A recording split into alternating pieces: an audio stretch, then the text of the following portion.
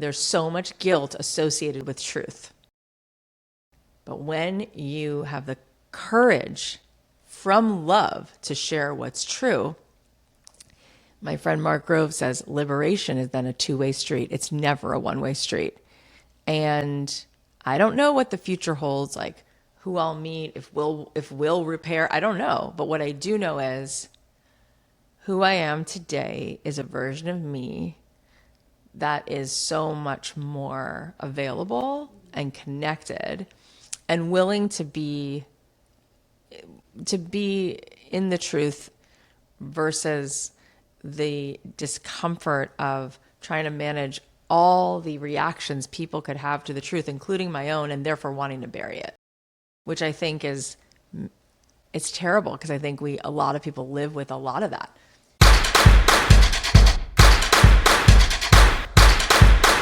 Hey guys, it's Cathy Heller. Welcome back to Everything is Energy. Guess what? This is the first time that I'm recording in my house. Ooh, I love this. It's so much fun.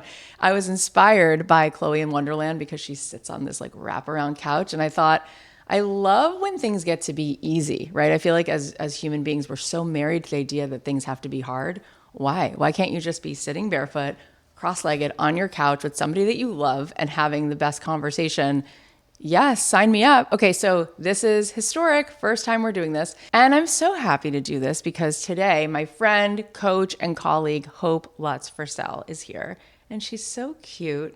And really, she's brought so much into my world in the last few months of having these deep, deep conversations with her.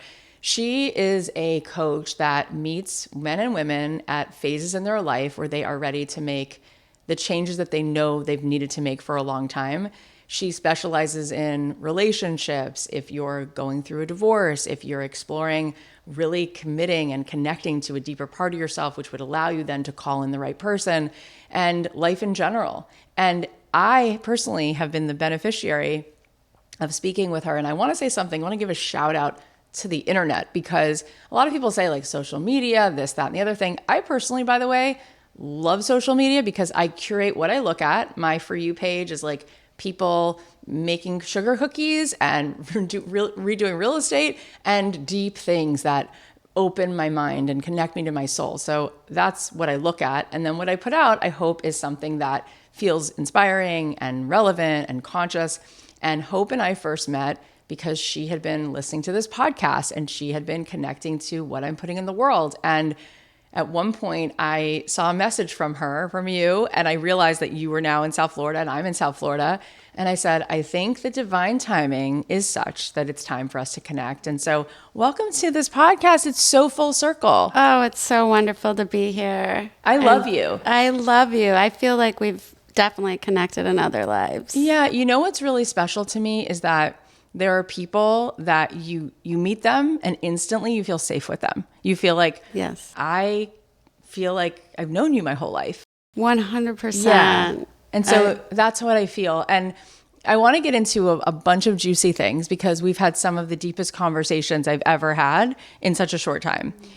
First of all, why did you get into this kind of coaching? Why were you inspired to do this? What from your own life led you here?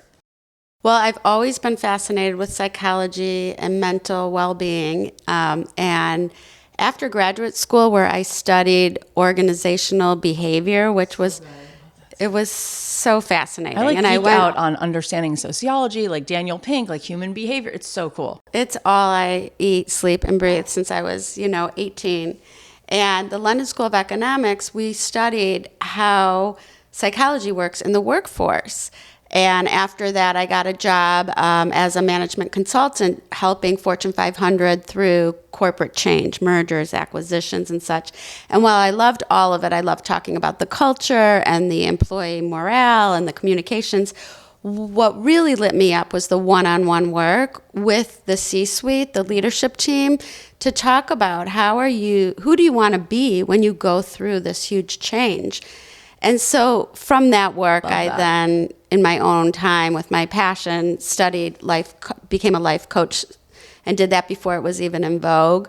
And I had a wonderful experience. And then through the years have started coaching leaders and individuals through personal change. So having myself gone through infertility, cancer, and divorce, I'm able to use my education and my experience, but more so my overcoming my own trauma and my resilience allows me to sit and hold space for people going through all sorts of change. So beautiful. Thank you for sharing all that. I want to say a couple of things. You just shared a lot. One thing, when you talked about working with people at the executive level in a C-suite of a business, one thing I find so fascinating about that, because you got right to the root of it, is that the limitations or the expansion thereof of a business, it's really zeroing in on the business owner, right? Like, to the extent that the business owner's identity is expanding and available and receptive,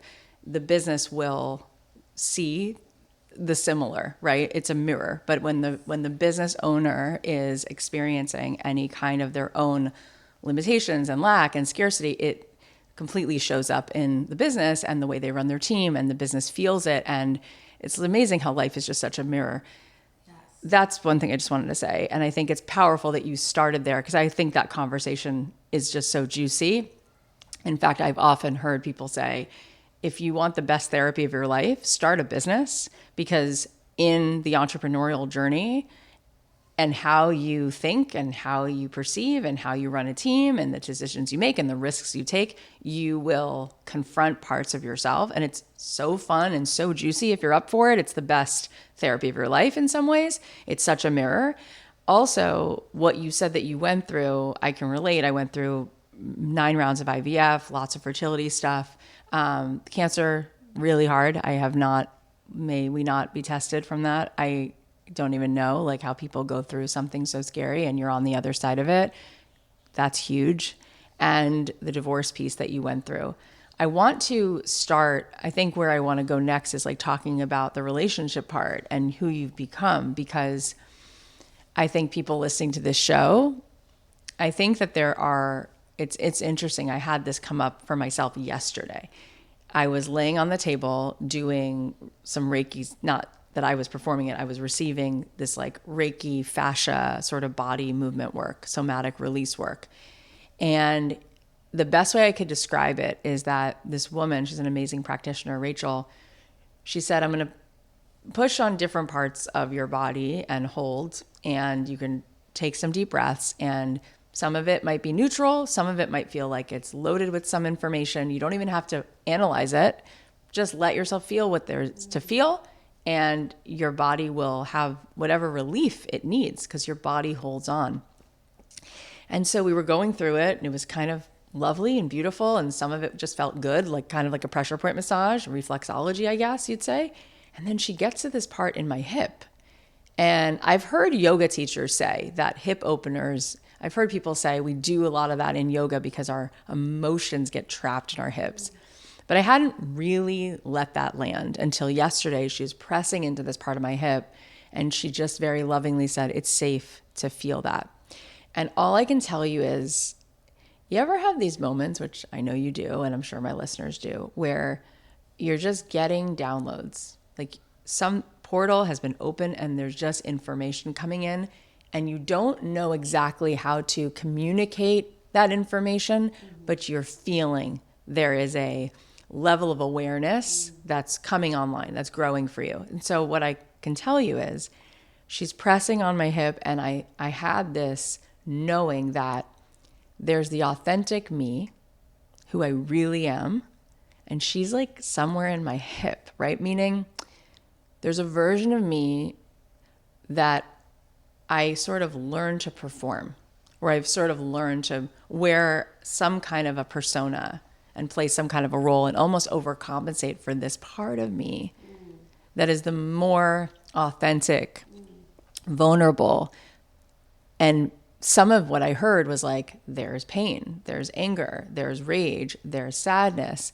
And it's not to say that who I am every day isn't me, but there's a desire that I feel to be more embodied, to be the whole version of me. And I think why I wanted to share that, because it happened yesterday, is because A, it's really powerful, and B, I think that most people listening to this, if not all of us, can relate to waking up every day and there's the part of us that we almost disconnect from, or it almost feels inconvenient.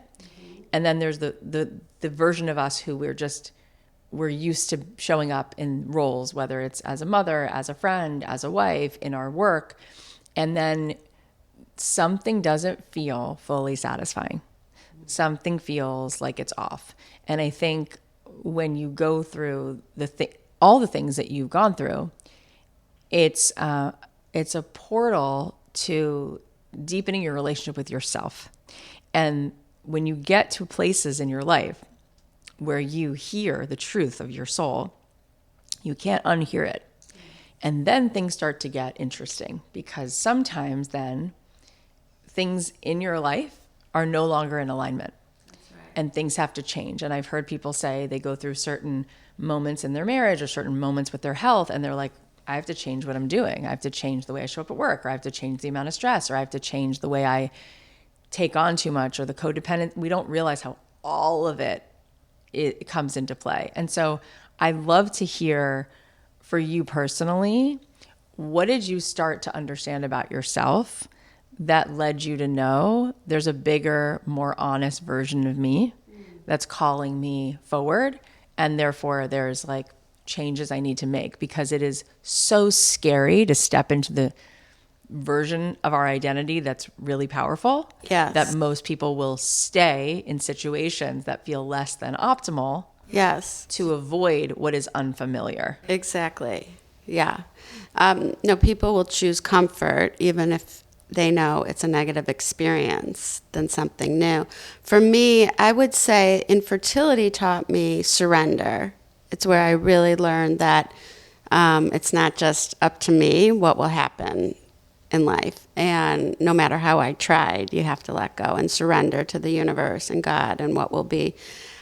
The cancer journey is what really woke me up to gratitude, and what you're talking about is knowing that no matter how sick my body was and how depleted I was, there was always light within me. And I knew that, and I was so grateful for that. And that transformed, I believe, my whole view on the world. And you come out of that and you realize that a lot of what we're doing in life is nonsense. It's okay. We have a matrix that we live in, and we have a system, and we're going to do all that. But when it comes down to the very important moments, like when I was facing death, or when I just said goodbye to my father who passed away, you realize the most important thing is love, and giving it and receiving it, and especially from within, and that it is there. Even in the darkest of days, that light is still in there. That is extraordinarily beautiful. And it's amazing, actually, how distracted we can get all day, sometimes the whole week, sometimes the whole month, sometimes for years at a time, from why we're here, from what matters. And you said, we live inside a matrix, and there's like, I need, to go to the dry cleaner, take my cat to the vet, make more money, And what actually matters is the moments that you showed up for the people you love, the moments you received, the moments you gave, the moments you connected, and the moments you were really just being you, right? Living day to day, like awake. And those are the things that get shoved to the side in exchange for achievement, or making more money, or having more fancy things to put on your resume. And I'm curious about wanting to ask you what really actually is different now for you, because I've talked about how no one's going to come along and be responsible to take our hand and say, your day should start out not feeling like pressure, but like prayer. Your morning should feel like a sanctuary. You should sip your coffee slowly. No one does that for us. We have to get to the moment where we're like, this is my life. And if my life is devotion, if my life is art, if my life is a gift, then instead of rushing through everything and it's all just a blur, what does it look like for you? How did your life actualize that understanding? What's different? What is your morning routine?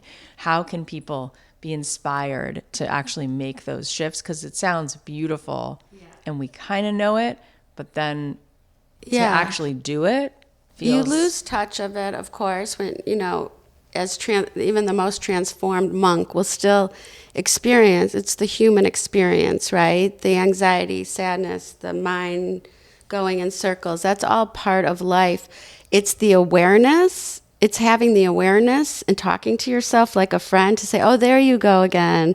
Oh, I hear that fear. Let's talk to it. Let's see it. Let's experience it. And then come from a place of confidence and self-love. So my work that I've done with myself and with my clients in internal family systems model, it's been a beautiful way to keep that acknowledgement alive. So the minute that I feel myself getting off track, going deep into, for me, sadness and depression are more active in me than anger perhaps. But understanding when those feelings come up that they are just a piece of me, they are not my intrinsic self. So tapping back into my intrinsic self. I love to wake up and have a meditation, and before I open my eyes to say thank you to God, and thank you for another night's rest. Thank you for my feet that are going to touch the floor. Thank you for my children. Thank you for my life. And switching into gratitude certainly is a big shift for me. But another piece is also giving space for those places in us that aren't grateful in the moment to be heard and seen, so that then we can greet ourselves with compassion. So it's not that we have to have a morning routine or that we have to do this intrinsic work. It's that we get to. We have the opportunity, and it's up to us. It's up to each and every one of us, and nobody knows tomorrow. Nobody has any clue. So it's important that we're doing what we want with our life in that very moment, and that we're awake and aware. So a beautiful meditation, for me working out, for me being with friends, finding what brings you joy reminds you that life is not just about paying bills and being somewhere and, living from your calendar and always being on. It's also about giving yourself space, whatever that looks like for you, to reconnect to what's really important, which is, if you're breathing, you are a gift. You are a gift. It's a miracle. For both of us have seen what it can take to create life after going through infertility. It's a miracle that you're here and you're breathing. So you get to choose. What are you going to do with that? Yeah, so beautiful. I love everything. It's my birthday week, and every year on my birthday, I ask myself the same question. What do I actually want? And this year, the answer is to gather all of us. Specifically, I want you to stop playing small for good and start to have more fun than you've ever had. Not by giving you more information. What changes everything is momentum and accountability, and a room that reminds you of who you really are and helps you do something that actually feels like what your soul has been craving to do. So for my birthday, I'm opening 2 doors, both closed June 19th. Both are probably the best decision that you could ever make all year. Door 1 is to join Cathy Circle. You can get a trial of my membership, Cathy Circle, for $19. Every morning, you'll get a daily meditation sent from me, something that takes a minute and will shift your entire vibration for the whole day. Every evening, you're going to get receipts and evidence. We're going to give you prompts that help you find the proof that when you change what's happening within you, the world around you literally cannot stay the same. We are going to become professional spotters of magic together, because the universe has a crush on you, and it's going to be so much fun.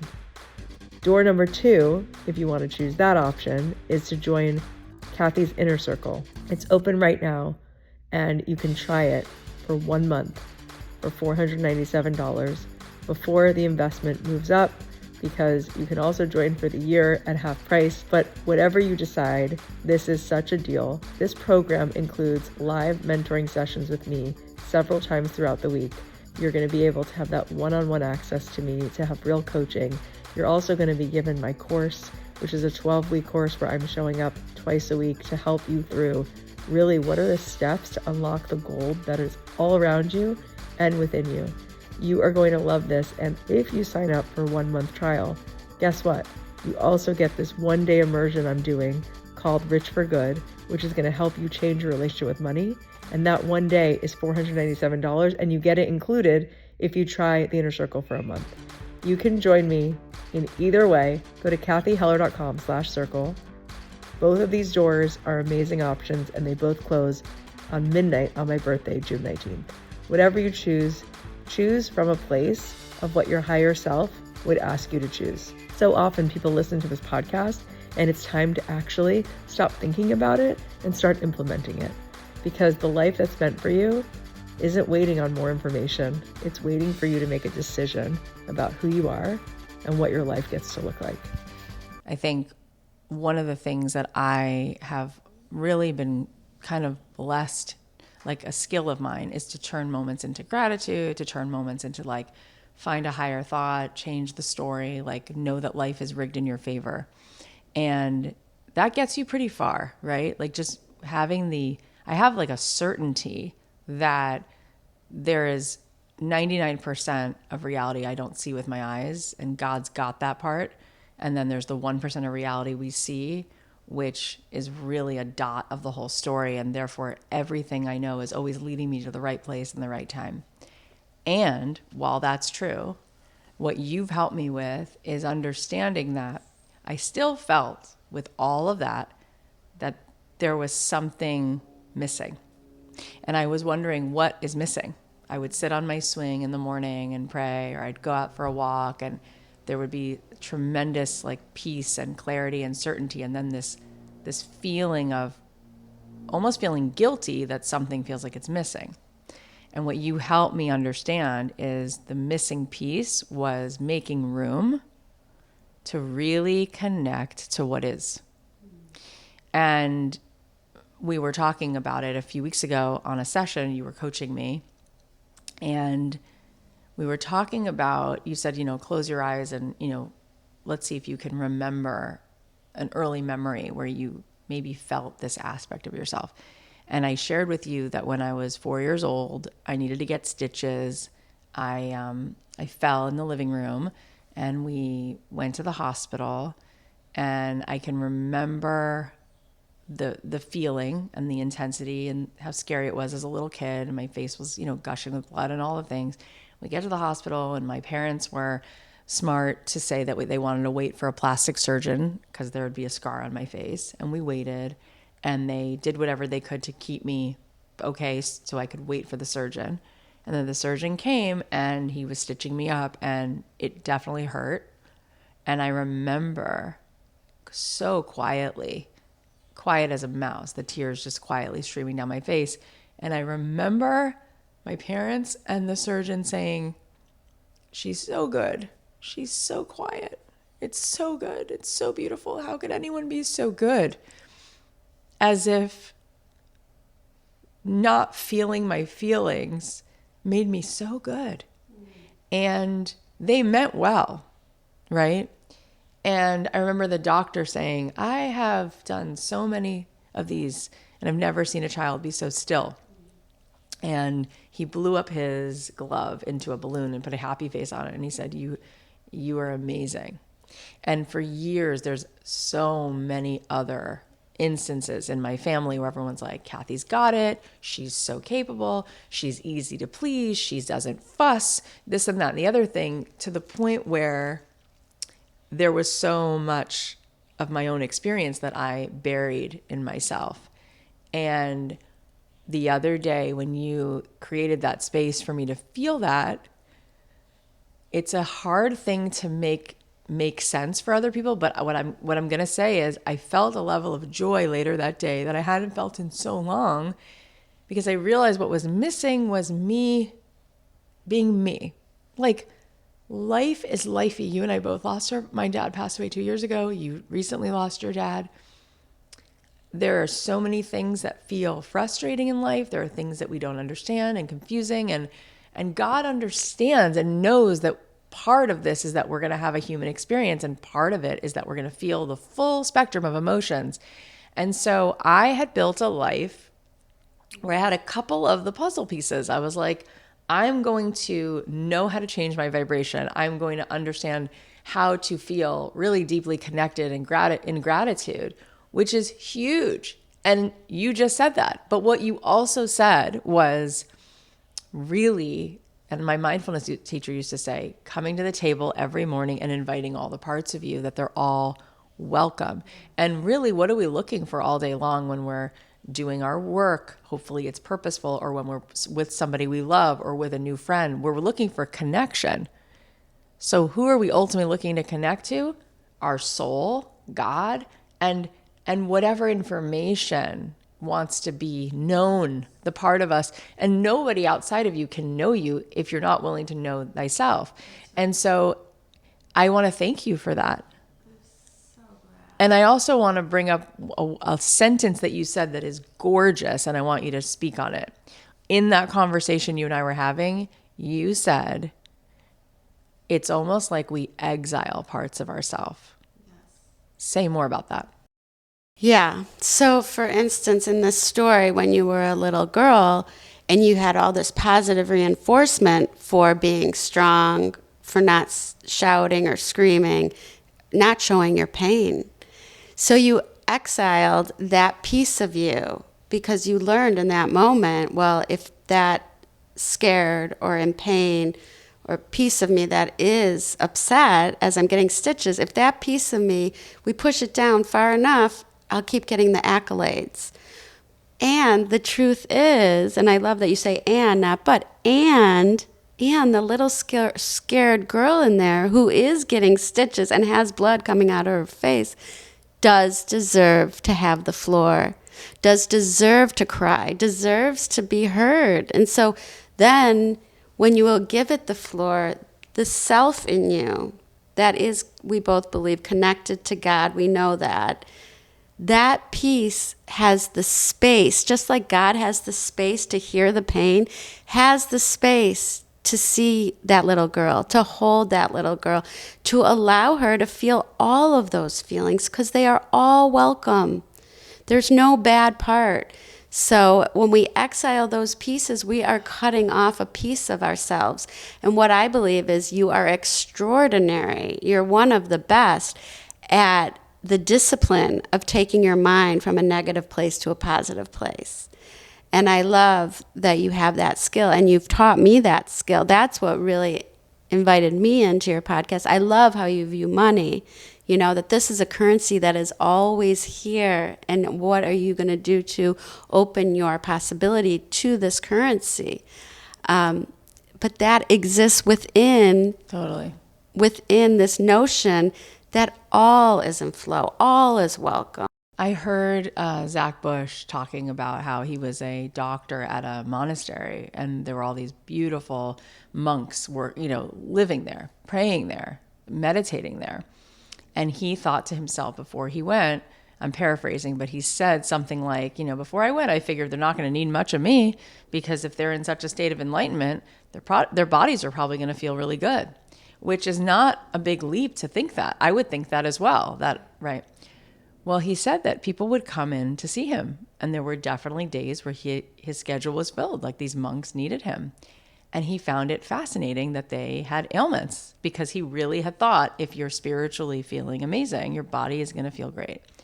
And he realized, he said, that these monks had trained themselves to focus so quickly on equanimity, compassion, and all the light, that their bodies were still human beings having a human experience, and there might be grief or guilt or sadness, and they would move beyond it and truly bring light into a room, feel their vibration was offering so much wholeness, and they were, but their own bodies were begging for them to integrate the human part. And he said, which I think is such a deep idea, he said, we came into this world, of course your soul is enlightened. And he said, those monks were correct. Your soul always has this knowing that everything is always as it's designed to be in divine order. That's true. He said, but your soul asked to have a human experience. And the human experience that the soul craved was the part where it could experience heartbreak and sorrow and guilt. It's what every good novel has. It's what every good hero's journey has. And if you deny that, your body doesn't like it, and then it manifests in the body in different ways. And so I thought that was so I love juicy. And I think it's really beautiful that ultimately the definition of equanimity is not choosing the light colors over the dark colors. It's just being with what is and making a space. And I think that there's such a mastery of that, because I think for a long time for me, I honestly was the last to know that I did feel any of the sadness and the grief, because I've really mastered truly knowing and buying and believing and selecting from the buffet of all things possible the delight and the deliciousness and the wonder and also freeing myself from outcomes. I'm not outcome driven. I'm always like, I'm in this moment and there's a million reasons why I'm in this moment. Who knows? I might have been writing the book just to meet the one editor along the way. It's not even about a bestseller. Like when I go to the car mechanic, is it to get the car fixed? It might be. It also might be just to be there, to be of service, to give a smile. Like I'm so dropped into that version of my life that it's very easy for me to get so caught in all of that, which is beautiful, that I, on some level, am resisting what's also true. And I think that's where we get the permission slip to continue to master the art of seeing clearly, right? Which I think reality is not net neutral, it's net positive. And it's designed to communicate with you, and you can text with the divine all day, and you can have that. And also there's information and wisdom and a becoming and expansion in the pain. And I want to talk about that vis-a-vis marriages and divorces and relationships, because you've gone through that. And I've been going through such a big chapter in my life. And I realized that you can have the house and the white picket fence and all of that, but what you really want is to sit beside someone, and there's real connection, and there's real two people who are really helping each other to evolve by being the most honest, sovereign versions of themselves. So in your experience, what do you see for yourself and for other people that lets you know it's time for them to choose a new relationship, or it's time for them to just work in a different way at fighting for this relationship? Because I think a lot of people are either just going to push it down and settle, like this is the way it is. I won't have a thriving marriage. Maybe my parents' marriage was just like a platonic roommate situation. And there's other times where you think to yourself, I've given it all it has and it's time. Or then you feel guilty. Like there's so many complexities to it. And so I'm just curious what you would say about where to go next, and when to know that the relationship is asking for more, and when to know that the relationship is complete and that there's something better for you as your own self to become, and there's probably then therefore a different match for you. Yeah. Well, I've worked with countless individuals and in the divorce realm, and I have done coaching in infertility and cancer. The reason I really enjoy the divorce work first is probably because even after everything I've been through, getting divorced after 18 years of marriage was by far the hardest thing I've ever done in my entire life. And it was a mutual decision. And it's still one of the hardest relationships I've ever been a part of. And that's because you can know that a relationship is over and still love someone. You know, you can know that you're not filling each other up, but you still love the four of you or your unit to be together. And so statistics show it takes about 5 years to pull the trigger. And it also shows statistically it's 75% are initiated by the women. And so I sit in that place a lot. I've sit in this place for years with clients, for years, wondering what's best. And oftentimes what we do is start working on the self, and the discussion of the marriage goes to the backdrop, because the most important thing is, how do I help this hold space for this person so that they can recognize all the pieces within them, talk through it, and then make a decision that is not from overwhelm or stress or reactive, but more so coming from an internal strong place that is connected within and connected, I believe, to God, and to know that you are not living your truth. And it is not work that I do, it's work that my client does in the space that I provide them. I love that so much. First of all, you personally are such a lovable, loving person, and you have a cute style. I always tell you that. But what I love what you said is you used the word divorce and coaching people through divorce, but there was nothing bitter or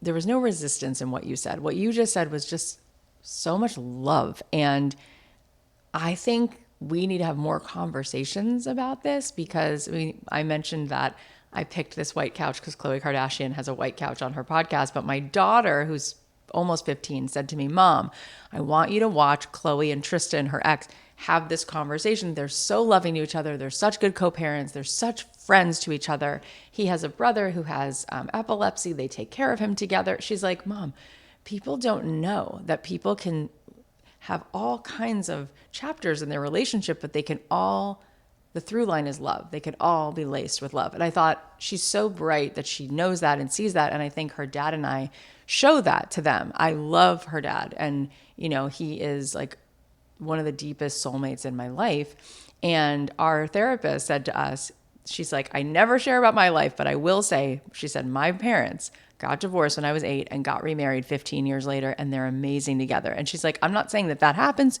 all the time. But what I am saying, she said, is that when love is present and both people are working on themselves, all chapters can still feel like love. And that is amazing. Now, not everybody can do that. And we don't need to go there necessarily about your ex and how his feelings are vis-a-vis you. But the fact that you even just said that is beautiful. And one thing I will say, and then I'm going to throw the ball back to you with this, is that where it started for me was I had a sense that I wanted to have so much of a better relationship in my marriage. And I felt a little bit like a fraud because, thankfully, what I do for a living is I'm not a relationship expert. I'm helping people to tap in, to manifest, to connect to the realm of the divine and have their most expansive lives. But I still felt a little bit like a fraud because in one level it was true.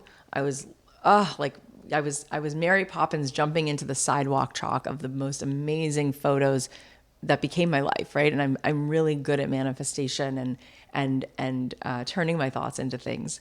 And I'm a Gemini, and right now it's June, and our words are spells, and we speak our reality into existence and all that. But in my marriage, I was like, I love him, he loves me. We have this something really deep and beautiful, and there's a lot of kindness and goodness, but there should be so much more, and something's not right. And I didn't know how to find it. It was like a hard to reach spot that I couldn't quite get. And so where it really finally started was with myself. And I remember one of the therapists I chose to work with said, I want you to take a walk every day without your phone with the intention of walking yourself home. I want you to walk with yourself. I want you to hear what maybe is right now a whisper. Then just start walking yourself home, walking home to you. And I remember having Cheryl Strayed on the podcast around that time, who wrote a book, an essay which became a book, which became a movie, called Wild, which is about how she walked the Pacific Crest Trail, 1,100 miles. And by the end, she had fully walked home to herself. And she said, the most wild thing you'll ever do. The book is titled Wild, the movie is titled Wild. She's like, I didn't write that because of being in the wild or sleeping out all those nights and backpacking and camping under the stars. She goes, the wildness is coming home to yourself and learning to love every aspect of yourself. That is the biggest wild adventure of your life. And cool story is that when she got to the end of the trail, she decided to stay put there in Oregon where the trail ended.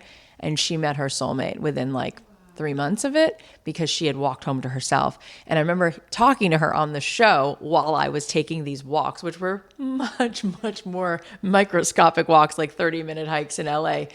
But I remember the beginning of oh, here I am not in the role of mom, not in the role of work, just walking. No phone, nobody to call, no one to text. And it was new. And then I remember her saying, I want you to take a bath every day. And I was like, what? What do you mean? That's insane. I felt so indulgent. She's like, I want you to get flowers, put them in the water. And as you're drawing the bath, I want you to actually set the intention and the consciousness that you're about to soak in a tub of unconditional love. And you're not going to have your phone. You're not going to read a book. You're just going to sit in the tub for 15 minutes a day with the intention of, there's nothing I need to do to just receive and just be. And she's like, you've been in go mode for so long, going through fertility treatments, having your 3 beautiful kids, running a business, taking care of, managing all the other things that are going on in your life, being involved in philanthropies. She's like, you don't even know what it means to be a being, a human being. You're a human doing. So by the end of that year, I had come home. It was like a crack in the clouds, like a break in the clouds. And I still didn't know what I know now. My constitution and my nervous system still wasn't where it is now, but I knew enough to know that I was no longer a match vibrationally for anything that was less than fully present and connected, because I was finally connected with me.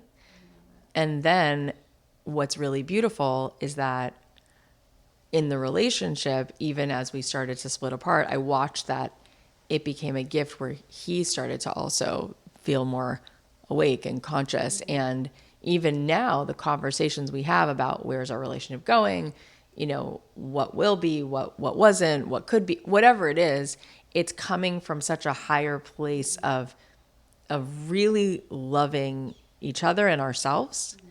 And had I known that, I would have done it so much sooner. And I think that's really the fallacy, is people think there's so much guilt associated with truth. Yes. But when you have the courage from love to share what's true, my friend Mark Grove says liberation is then a 2-way street. It's never a 1-way street. And I don't know what the future holds, like who I'll meet, if we'll repair, I don't know. But what I do know is who I am today is a version of me that is so much more available and connected and willing to be in the truth versus the discomfort of trying to manage all the reactions people could have to the truth, including my own, and therefore wanting to bury it, which I think it's terrible, because I think a lot of people live with a lot of that. A lot of us weren't given the space. I don't think you necessarily were, and it's very normal in your childhood to cry, scream, like to welcome that. You were applauded because you didn't need that. I didn't need anything. Right. Yeah. But so the truth is, all human beings have fears, scarcity, longing to be loved and unconditional love. So if we haven't ever experienced that, that's the platform that I serve my clients, to give them that space to welcome all of their pieces, and then to consciously talk to your pieces like you would a friend or a board meeting. You said your meditation teacher taught you that. It's like, let's have a meeting and everybody's welcome. The self is the CEO conducting the meeting, giving everybody the floor to speak. And just like we talked about when I worked with corporate leaders and CEOs of Fortune 500, the business excels when they are the kind of leader that gives everybody the floor, right? And in our Judaism, the nature of our Judaism is to allow everyone to speak and debate. That's what we do. That's all we do. And also biblically, we say there's a season for everything. All seasons are available. It's okay if there's, but you know who's shared that with me, who's an amazing CEO, is Ray Dalio. Ray Dalio is, one of the richest men in the world, and he's an unbelievable human being. He lost his son in an accident. He has depth and character, but he's really, while he's one of the richest people in the world, what he's really known for is what he calls his principles. And his principles are that anyone who works at his company knows they do something called radically transparent conversations, and everything is put on the table with respect and curiosity. And if you run a business like that, the margins, everything's better. Think about why. People are always being honest, and there's no resentment of this person's doing the job they shouldn't be doing, or this person's doing her job because she's not doing it. There's love and respect and transparency, which allows you to make much better decisions and allows the company to thrive. And if you're living your life without that and thinking that that's love, people say walks like a duck, quacks like a duck. Most people's relationships, they're not experiencing love because it starts with loving yourself and really loving what is and loving the other person enough to be honest. And most of the time, what we call love is guilt and codependency. And the more we learn to really hear ourselves and therefore be able to share from that place of love, the sky's the limit. Yeah.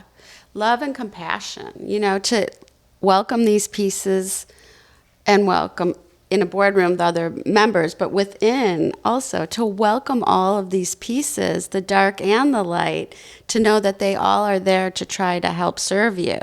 And then you consciously decide which piece of yourself you're going to make that decision from. And that's why it's been such a blessing to work with you, because I do think that you've done such this amazing job of showing the world how to choose gratitude and how to understand that a bad situation, well, when we look from the big picture, may turn into the biggest blessing of your life. And you've done that so beautifully.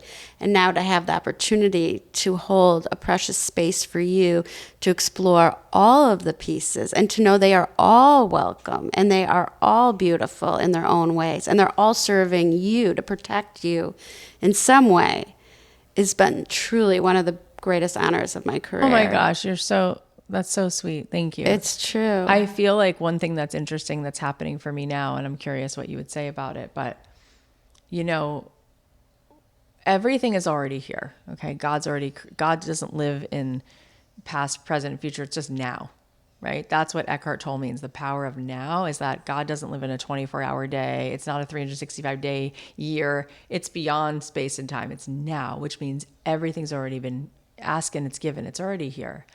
But our ability to receive it is because we have to have the vessel to receive it. And I knew for a long time that I wasn't very much in my feminine. I've always been more into giving than receiving. And I've always felt this unworthiness around receiving. And so it's one of those things where you can ask for something, but if your nervous system doesn't have the capacity to hold it, you'll just repel it, right? Yes.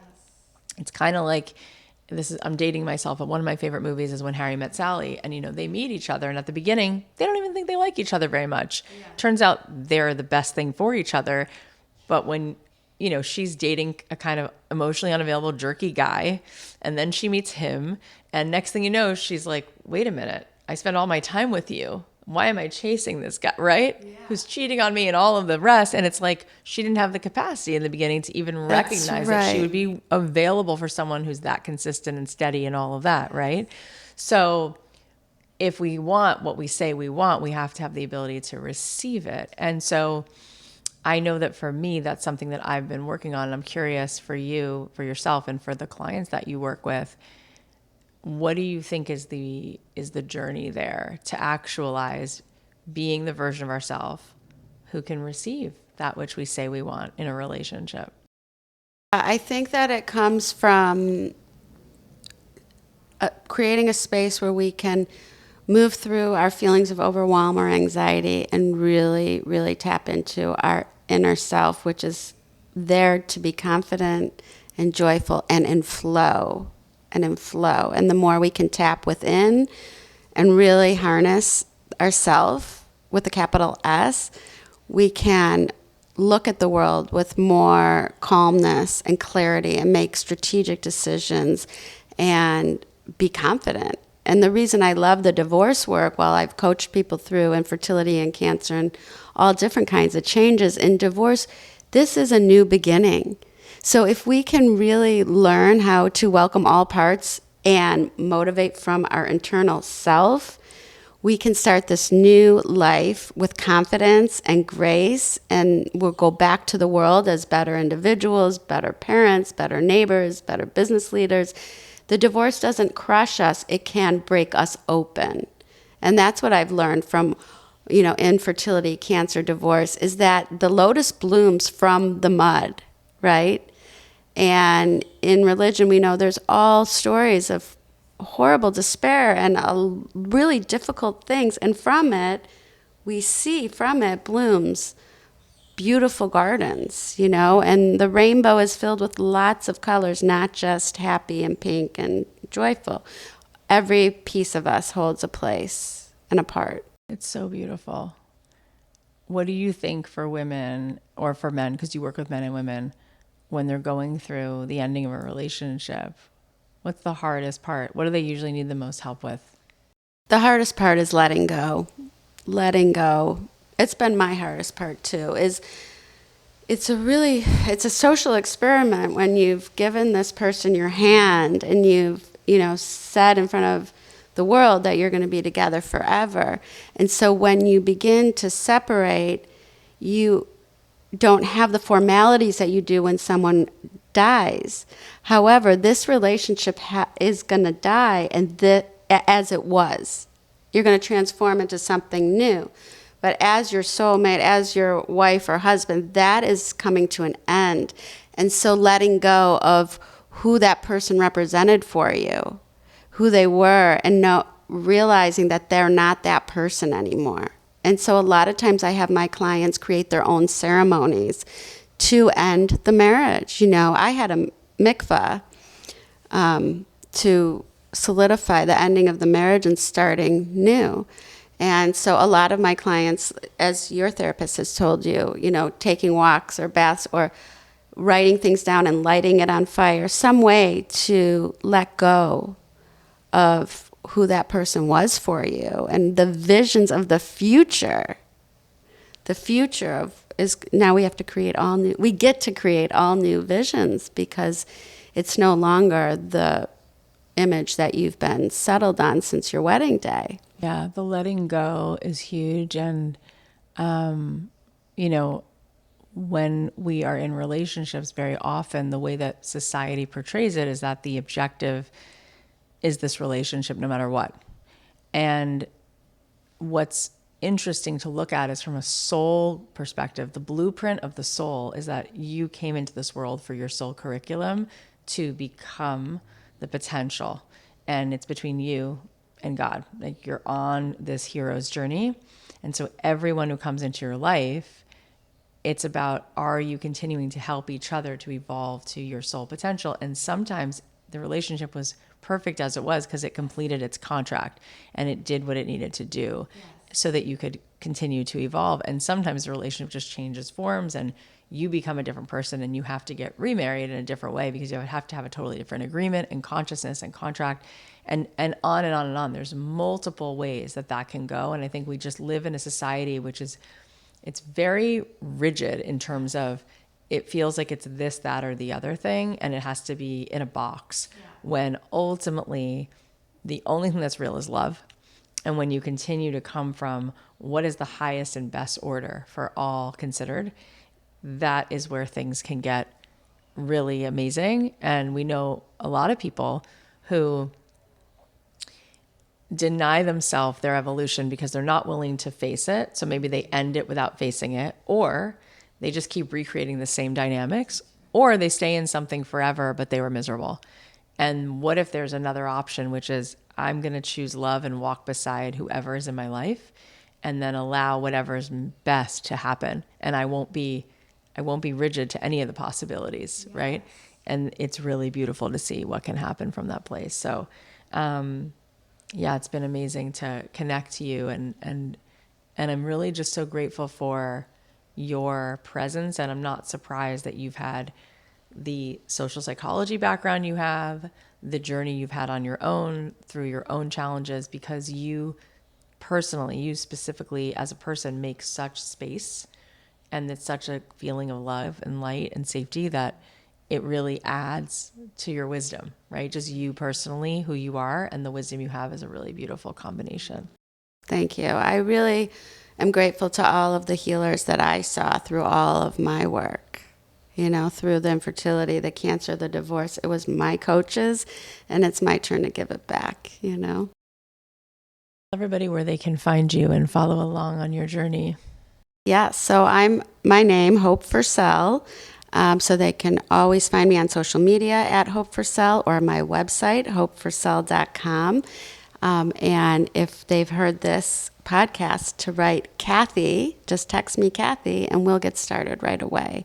Oh, and amazing. I Guys, so offer you're a hearing that? That's how we connected, was through Instagram DMs. But if you'd like to talk to her, book a session, whatever, she's saying just DM her on Instagram, my name, Cathy, and then she'll know how you heard this. That's a really nice conversation starter because she'll kind of know what you know, a little bit about what she does, and then you guys can take the conversation from there. But I think in this world where things are moving so fast and we feel connected socially on social media, but we're really lonely because no one's really connecting, I think it is more important than ever to go out of our way to book time, not just with friends, which is so important, but also with people whose job it is to really hold the space so that you catch up with yourself and really can share and talk.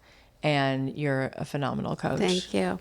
Well, I give out my cell phone because sometimes we're in the middle of a crisis, so they can also text me at 773-848-9349.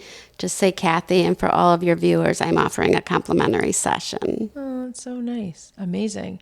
Thank you guys for listening. This was absolutely beautiful. I love that I literally had the intention to sit on this couch and have a chat, but you were the first person, and it's the easiest thing to chat and sit here and feel so good. And so it was awesome. And thank you guys for coming into my living room. Bye. Thank you for having me. I'm so glad we got to spend this time today. Thank you for being here. I hope this conversation with Hope reminds you that every part of you is welcome. The part that's grateful, the part that's grieving, the part that's scared, the part that knows something has to change, and the part of you that is ready to finally come home to yourself. If something in this episode spoke to you, please take a moment to listen to what your own soul may be trying to tell you. Maybe there's a truth that you've been burying. Maybe there's a part of yourself that you've been putting in exile, or a new beginning that's quietly asking for your attention. And if this conversation you feel like would support anyone else, please send it to them. Sometimes the most loving thing we can do is remind each other that truth and healing and self-love are not meant to be walked alone. Before we hop off, I just want to personally invite you to do something really amazing. On August 2nd and 3rd, I'm hosting Cathy Heller Live. It's going to be 2 days in person in Los Angeles. It's called The Divine Download, and I would love for you to be there. This is a 2-day immersive experience designed to help you reconnect your intuition and to trust the divine and trust yourself more deeply and become available for the miracles and synchronicities and opportunities that are really ready to meet you in this next chapter. We're going to explore manifestation, divine guidance, receiving, identity, and what it really means to stop forcing and start allowing life to support you.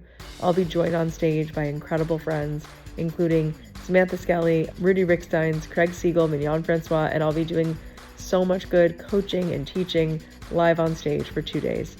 And if you're wanting a deeper experience, we also have a VIP option with early access every day, a private dinner, front row seating, and an intimate bonus day with me. If you've been asking for a sign, this is it. Go to cathyheller.com/summit and grab your seat. I can't wait to see you there. I love you so much. I'll talk to you next week.